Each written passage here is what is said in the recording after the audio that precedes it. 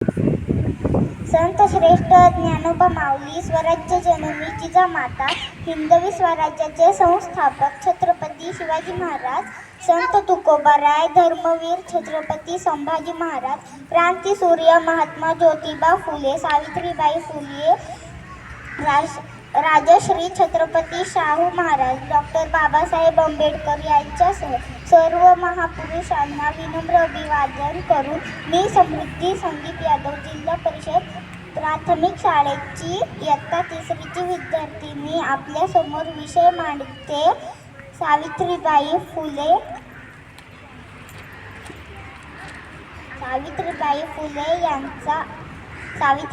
फुले या भारतातील पहिल्या शिक्षिका होत्या. त्यांचा जन्म 3 जानेवारी 1831 रोजी सातारा जिल्ह्यातील नायगाव येथे झाला.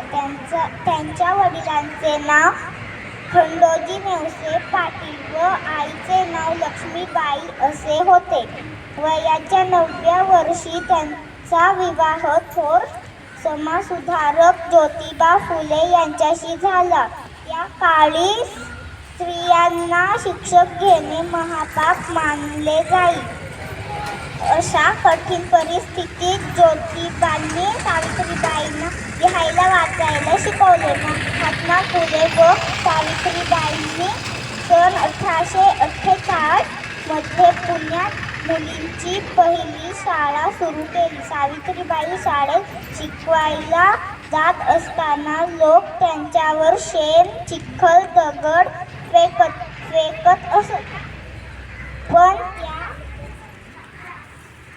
डगमगल्या नाही. त्यांनी गोर-गरीब, विधवा व अनाथ आधार दिला.